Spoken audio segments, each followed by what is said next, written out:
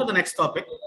So previously, in the previous class, we have seen about the genome assembly. So we learned how raw fragments which are obtained in the wet lab using genome sequencing strategies or next generation sequencing technologies. We have seen what fragments we get and how we can make them rearrange into a genome or into a chromosome. Okay, that is what we have seen previously using genome assembly. Now, while doing that, we have a little bit problem there while assembling the genome. Okay, and the problem in general by the people, bioinformatics group, or you can say any person who is working on genome sequencing or next generation sequencing technology, they call it as fragment and map assembly. Okay, fragment and map assembly. Now we have fragments and we have to assemble them. And doing this is not just straight thing what I have told you in the class. It's a bit difficult. So whatever I told you to do, a procedure which I showed you is just very simple when you do it with prokaryotes, not eukaryotes. It's very easy when you do it with prokaryotes. There is simple bacterium. But when you do the same thing with a eukaryote, it's a difficult thing. And that's why they named it as a fragment and map assembly problem. Okay, and now we'll see what is fragment and map assembly and how we can solve the problem and how this can be used to resolve your genome map assembly in eukaryotes. Okay, so we'll start the thing.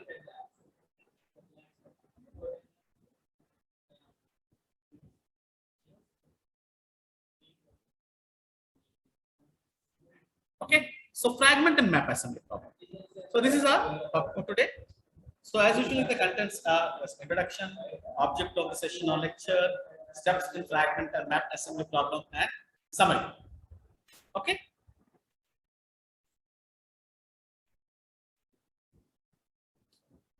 So we know that we have nucleotide sequences fragments which are to be assembled, and this is known as DNA fragment and assembly problem, FAP.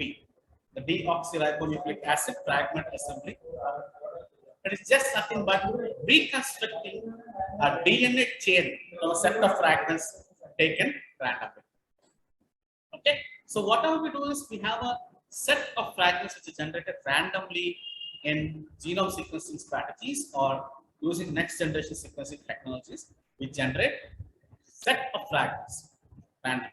And what we have to do at this moment is use those set of fragments which are generated randomly and reconstruct a DNA chain, okay, which is known to be a original. Reconstruct a DNA chain which is known to be an original. So this is known as deoxyribonucleic acid fragment assembly problem. Okay, so this is actually a very important step in genome project. So any person who is working in a genome project, this fragment and map assembly is the main step here. If this fragment and map assembly is solved, that means the genome project is almost completed. Okay, it's almost completed. So what do we do in this deoxyribonucleic acid fragment assembly problem, or in short, okay, DNA effect? What do we do? First thing is obtain correct sequence of DNA. Okay, obtain correct sequence of DNA by finding permutations of fragments that represents the original DNA chain.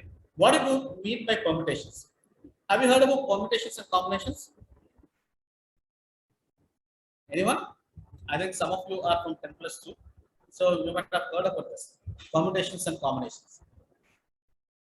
Okay, so we get a DNA fragment here and we see various permutations of fragments that best represent the original DNA. Okay, given set of large number of DNA fragments with. So this is what is known as DNA FAP. Okay, so the DNA FAP is the primary goal in any genome project, and the remaining phases strongly depend on the accuracy of the results at this stage. Okay, so DNA FAP is the main important step or goal for any genome project. And whatever steps which are coming after that, that means genome annotation or proteins function identification, but any analysis, whatever is that after this genome assembly, that is actually dependent on this accuracy of this process at this stage. Okay, so this is a brief introduction about DNA FAP. Okay, so the objective of today's session is to discuss in detail about fragment and map assembly problem. Okay, so before getting into fragment and map assembly problem, I just like to ask you what is permutations and combinations here? Anyone in the class?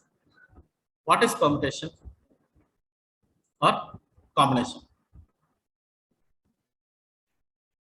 Anyone? Sir, permutation is arrangement of random objects in order. In order, or you are trying to do it? Yeah, it's arranging. But The number of possible outcomes. yes, we are seeing the possibilities. Okay, so if it permits, then we permute. That means something is possible in combination. Then we try to see what is the possible combination, and then we combine. So it's always known as permutations and combinations.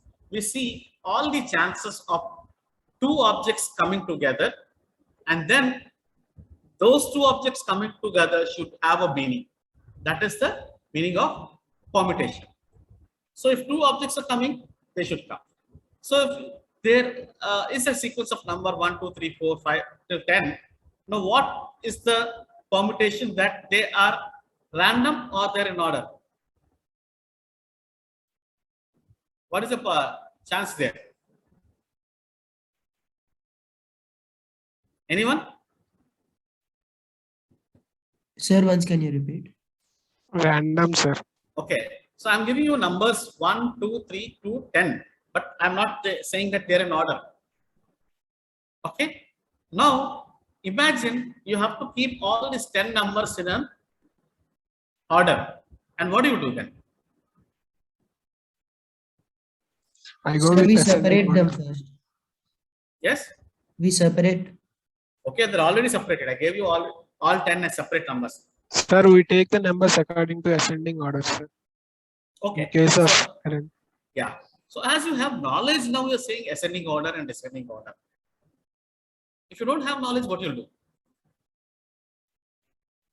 You say Random- different randomly combinations. Randomly we'll arrange.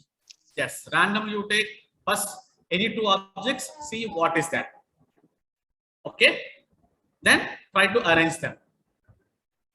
Okay, so what you do is you take 1 and 10, then you see, okay, 1 is first number and 10 is last number, so 1 should come first and 10 should come next. So 1 is already arranged. Now what you do? You take 10 and you take another number 5. Now you take both of them, then what you do? You try to see which one is smaller again for the ascending order only. So if 5 is smaller and 10 is larger. So what you do? You move 5 before and 10 after. In this way, we try to rearrange. Okay. After knowing that. So you are trying to see the possible best combination that should be done if it is for ascending, or best possible combination to be done if it is descending. Okay. You're trying to arrange them. So these is nothing but permuting, seeing two things, whether they are in order or not, and then combining them. Okay, so this permutations and combinations are very important for a common task what we do daily. So now, based on these permutations and combinations, our whole fragment and map assembly problem is there. So what is fragment and map assembly problem here? Okay, so fragment and map assembly problem is actually one of the fundamental problems in computational molecular biology. It's not just a part for genome sequencing only, it's a computational problem for molecular biology. Why? Or what does it involve? So this involves combination of partial information from known fragments in order to find a consistent and a complete DNA chain. So we have different DNA fragments and we want to reconstruct a complete DNA chain which is actually there in an organism. Okay, So this is a fundamental problem for molecular biology or for any genome sequencing project. So hence, large DNA strands need to be broken into smaller fragments for sequencing in a process called shorthand sequencing. This is what we have done earlier, but the process does not keep either the order of the fragments or the portion about where the particular fragment came from. Okay, so this is actually the problem. So what is happening here? While sequencing using shotgun sequencing, the DNA fragments are actually broken down into smaller pieces. And now we don't know the order of these fragments or the portion from where this particular fragment came. This is actually the problem. So we have taken a DNA, we have broken into smaller pieces and we have assembled them. Okay, but we are not able to assemble them because we don't know what is actually the order from where we got the fragment. So this whole thing of not knowing from where we got the fragment in the genome, this whole thing is known as fragment and map assembly problem. Okay.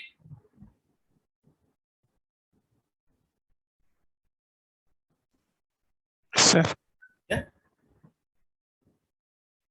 Yes. yes, sir.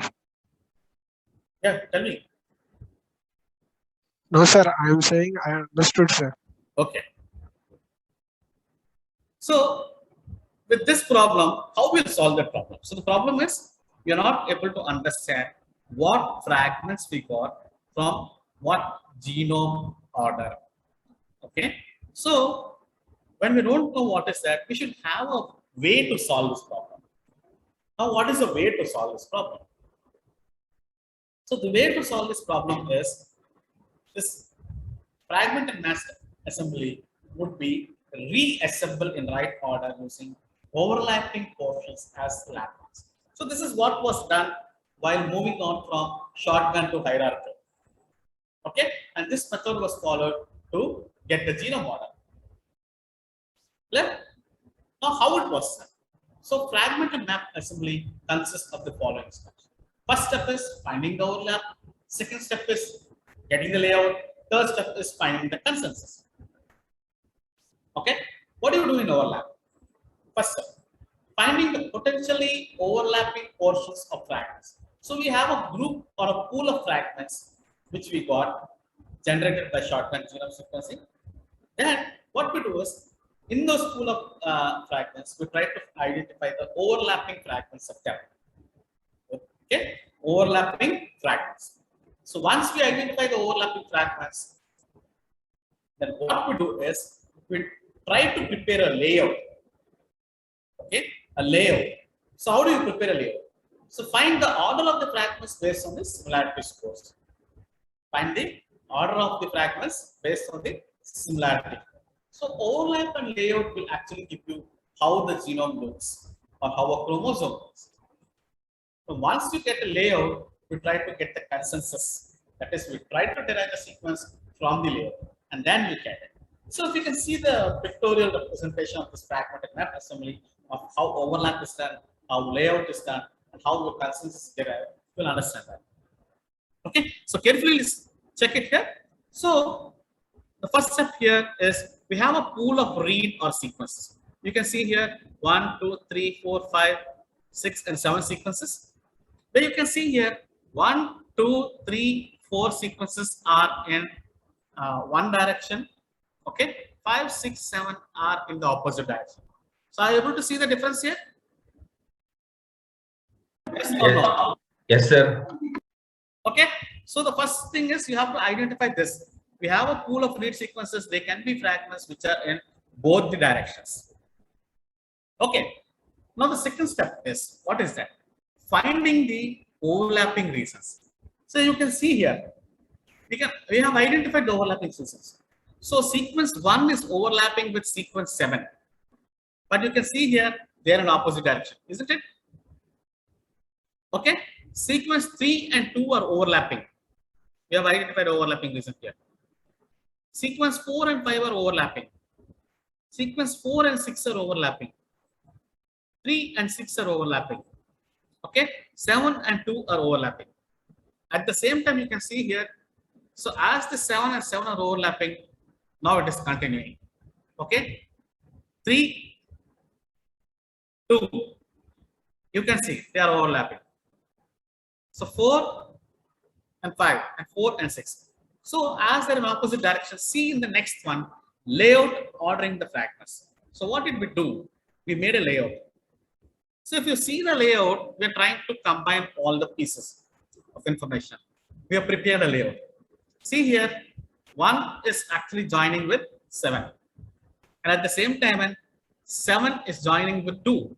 That means 1 and 7 and 2 are common. Okay, so now we have arranged 1, 7 and 2 as a layout. Okay, in 7 we have 2 sequences which are showing us, and in 2 also we have 2 sequences. So 7 and 7 will try to get a consensus, and 2 and 2.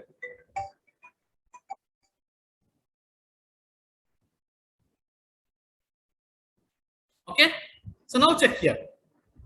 Same time 3 and 3. So 3 and 6 are combining, and 2 and 3 are combined. So just change the direction and see 2 and 3, 3 and 6, and 4 and 5. So this just carefully observe later. You'll understand this, what we're trying to do. We're trying to prepare a layout by keeping all of them in order. So see there, from this layout, by ordering the fragments and the directions, now you can look here. We have prepared a consensus sequence, consensus layout here. Okay, so now 7 and 7 are 2 sequences, so 2 are in the same order, 2 and 2 are same, 3 and 3 are also same, 6 and 6 are same, 4 and 5 and 1 are actually out. So prepare a contig from this now. So it is 1, 7, 2, 3, 6, 4 and 5. Now this is the contig. Okay, so now you know the orientation, how it is there, and now you know what fragments are coming in order to prepare a contig. Okay, so in this layer, we take a pool, we try to identify the overlapping regions, we prepare a layout, we prepare the consensus, and then we finally get a contig. This is totally known as fragment and map assembly problem. So are you able to understand this? Got a clarity? Sir. Yes, sir. Okay, so we have to take a pool of these sequences, find the overlapping regions, prepare a layout, derive the consensus, and then join all these consensus to give a contig. And this is how your contigs can be prepared from reads if there is a problem in the orientation and ordering things in genome assembly. Okay, and doing all these things is known as fragment and map assembly. Okay, fragment and map assembly.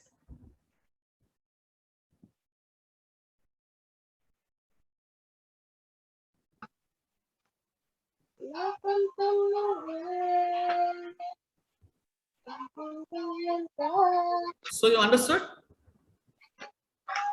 Yes, sir. So after 5 minutes, we'll join together again, and then we'll continue with this fragment and map assembly problem the next step. Okay? Yes, sir. Okay then.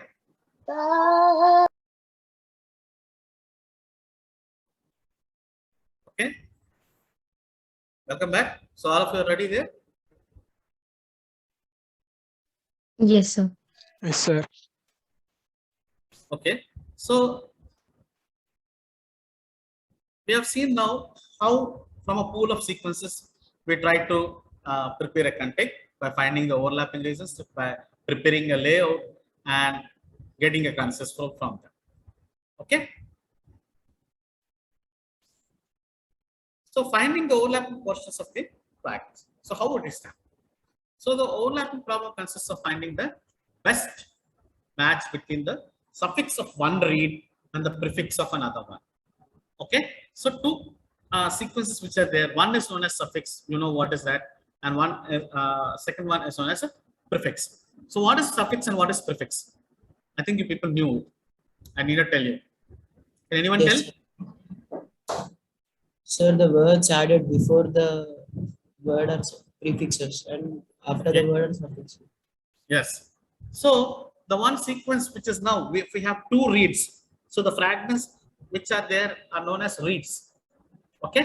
So two reads we have, one is treated as prefix, another one is treated as suffix when there is an overlap. Okay. So for example, if we see here in this sequence, one, this is known as a prefix, and seven, this is known as suffix. Okay.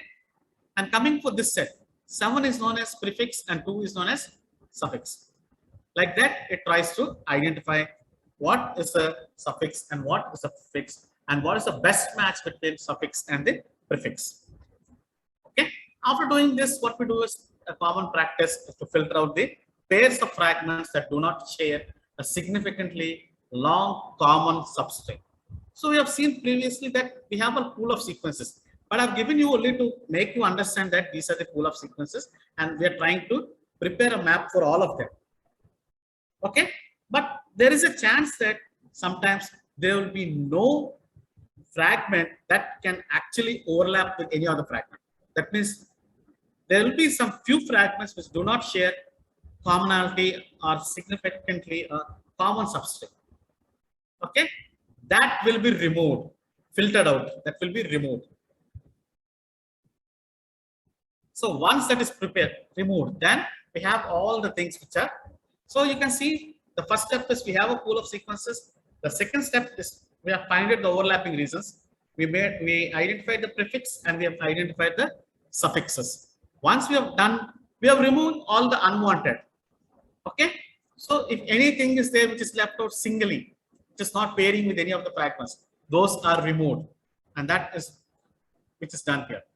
Okay. So once that is done, then we go for preparing a layout of this construct. Okay. So constructing the layout. So constructing the layout is actually the hardest step in fragment assembly. So whatever fragment assembly you're doing, this is actually the difficult part. Okay. This is actually the difficult part. So if you try to do the layout, then you will understand what is the difficulty there while doing it.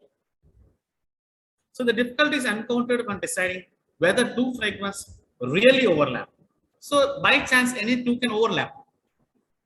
Okay, but the reality you'll know later. Like any two persons who meet, if you feel that you have some common interest at the first moment, then you say, okay, some overlapping interest is there. But over the period of time, after moving with that person for time, you may think that, okay, by chance this is an overlap, but it is not real. So you may drift away yourself from that person. Okay, this is what happens in general. The same thing also happens here with the DNA sequence here. Okay, while preparing a layout. By chance, two fragments may overlap, but when actually you look at it, may be leading or it can be a difficult task. So what we have to do is we have to identify whether it is by chance or with us, so that the differences are caused by sequencing errors or they actually come from two different copies of a repeat. Okay, so why it is difficult? These are the reasons. Reasons here are the differences can be due to sequencing errors. First step. Okay, due to sequencing, there are errors, and that's why they by chance they can overlap. Second thing, there are from two different areas. So a gene has duplicated or the fragment is duplicated. One is at one position, another one is another position. But here they have overlap. This can be. Okay. So these two you have to identify which one, whether it is due to sequencing error or whether it is due to two different copies which have overlapped by chance. So after identifying this, any of these two and reducing that, so what we have to do is we have to look for the second.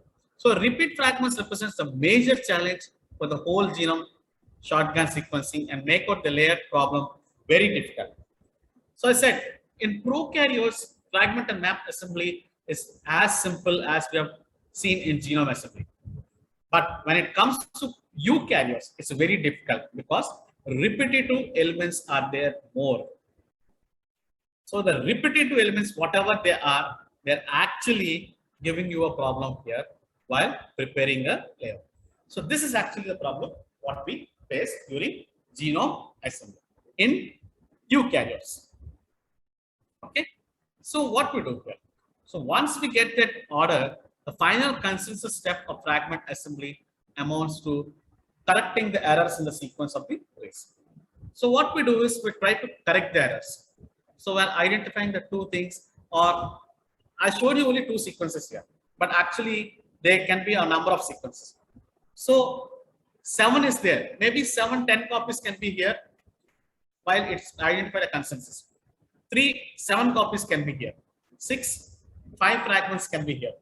Okay, 2 fragments can be here. So what do we do is we try to make a consensus from all of them. Okay, we try to make a consensus from all of them. So while we make a consensus and correct all the errors, that is each sequence you take, see what is the consensus one, and then begin. So once you get this, then you will know what is actually the sequence which is present. Okay, then coverage at each base position is defined by the number of fragments. So when there is a redundant sequence here, that is removed and the actual sequence is taken. In this way, we try to get a consensus from the fragments. That means here, as shown in the image, we have 2 7s. So in 2 7s, we have reduced to 1 7. 2 2s have been reduced to 2. 3 fragments have been reduced to 1 fragment 3. Okay, 2 6 fragments have been reduced to 1 6.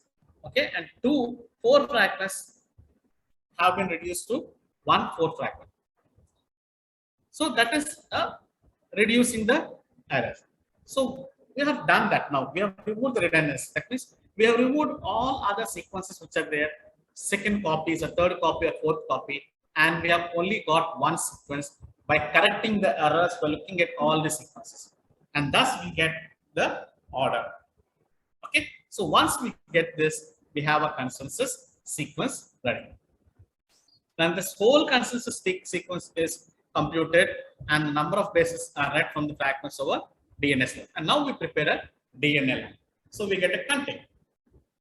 Okay. So if no sequencing error is detected at the overlap phase, then the process simply finds the longest suffix of one string that matches exactly the prefix of another. So now I said that 2 fragments are there. We have identified one as prefix and one as suffix. So what we do is we try to identify with the prefix what is the longest suffix.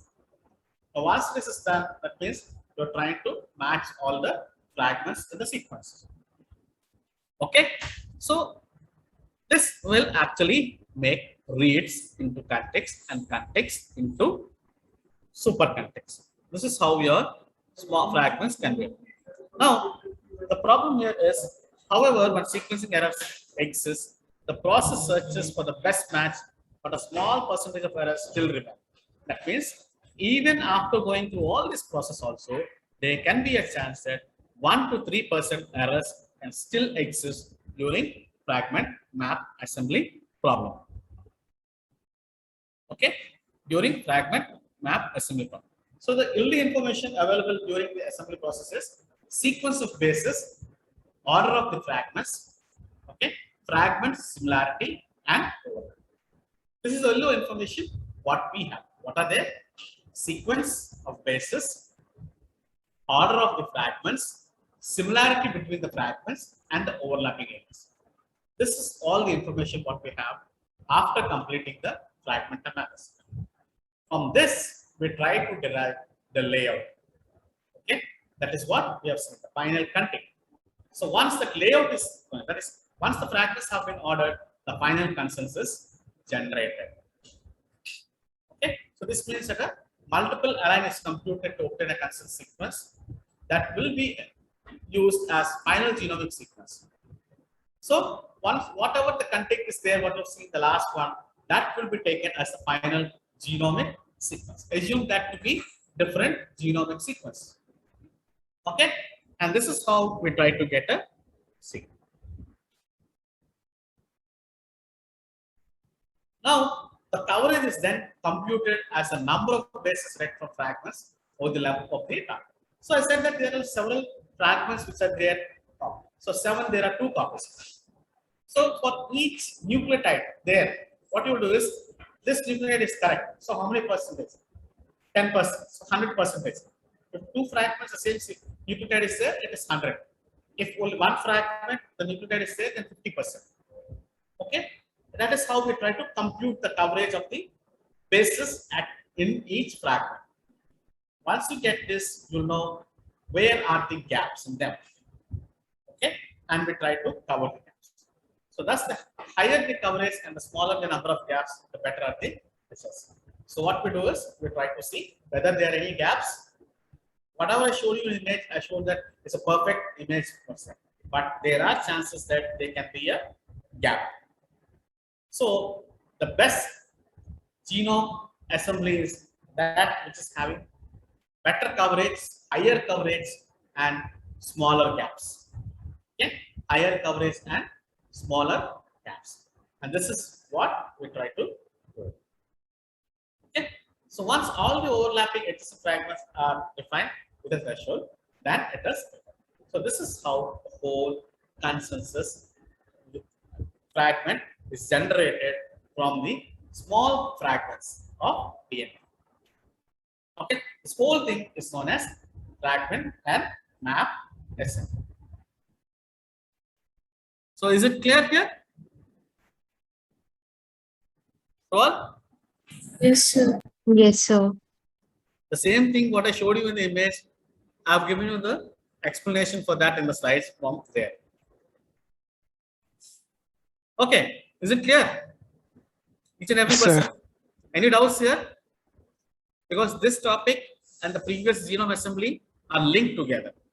So whatever reads I showed you simply that they identified, they're ordered, everything. When coming to prokaryotes, these rules are followed while doing that. Sorry, while coming to eukaryotes. So prokaryotes is simply done as per the genome assembly process what I showed you. This process and genome assembly combined together will give you the genome project. Is it clear? Okay, so now in short we'll see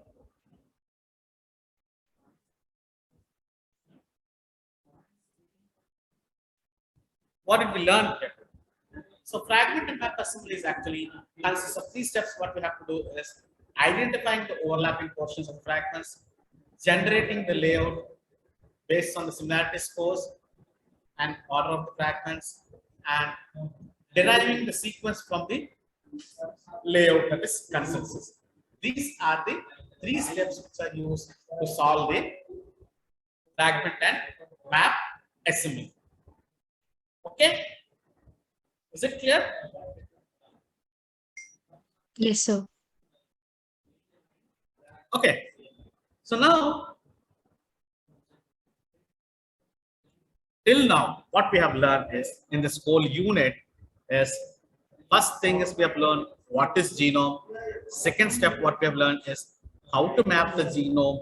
Third step what we have learned is how to sequence the genome. Fourth is how to assemble, and fifth step is how to solve the assembly if we have a problem till today. Okay, and now we have a genome sequence with us. Now what is the next step? Anyone? What is the next step? We have taken the genome, sequenced it, assembled it, and we got a reconstructed version of the genome what is present in the cell. Now what do we do with this? Sir, extract the data from it. Not extracting. I think you have completed your practical genomics and proteomics, isn't it? Did you complete? All of you?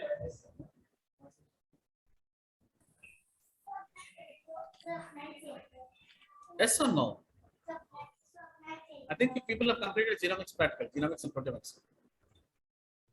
No, sir. No. 5 practicals are there, but okay. So the next step is we have to identify in this genome where is the element, whatever you have learned in the first class of genomic elements. Okay, and identifying and labeling that whole thing is known as genome annotation.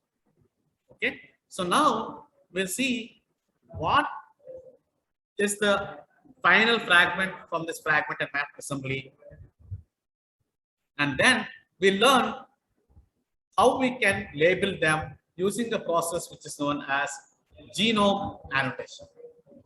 Okay, so tomorrow's class would be on how to annotate a genome, that is, give a reference to a particular fragment. Give a reference to a particular fragment, and that is known as genome annotation.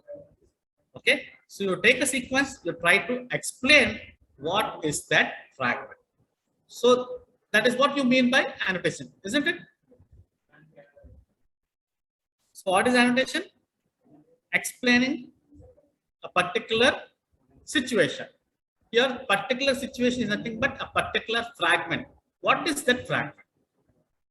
So we are trying to annotate that fragment and say this fragment is so and so. Whether it is a promoter, whether it is a gene, whether it is a repetitive element, we try to explain that. And as you're trying to explain what is that, that is known as genome annotation. And tomorrow we'll learn about this genome annotation. Okay, so whatever you have learned till date, all of them are linked with one. Genome elements, genome sequencing, genome assembly, and genome fragment and map assembly solving problem. Okay, all these are linked. This is a flow. And now the next step, second step in genomics is studying about the elements which are present in the genome. Is it clear? Yes, sir. Okay. Yes, So sir. in tomorrow's class, we'll continue with genome annotation. Now, any doubts still here? Because I already uploaded all the PPTs till tomorrow's class already before only, and you have only one class tomorrow. So any doubts except this class, whatever I gave you before. Any doubts in those topics, previous topics? No doubts?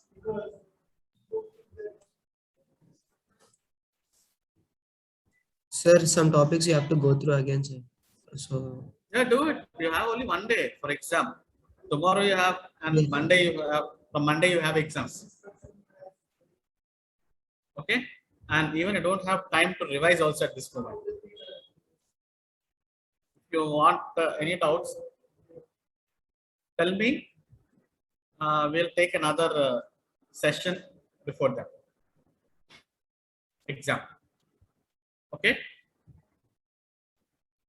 is it clear? Yes, sir. Yes, sir. Okay, so tomorrow class will meet morning. Okay, and we'll complete with genome annotation, and so the whole first unit will be there for your mid exam. Is it clear? okay, sir. Okay then. Thank you. Bye. Have a nice day. Thank you, sir. Thank you, sir. Thank you, sir. Thank you, sir.